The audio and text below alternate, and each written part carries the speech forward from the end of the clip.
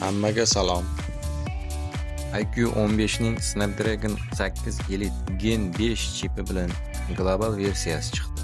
Smartfonda 685 dyuymli Samsung M14 OLED 2K va 144 Hz gacha moslashuvchan displey joylashgan. Snapdragon 8 Elite Gen 5 protsessori Q3 o'yin chipi bilan to'ldirilgan.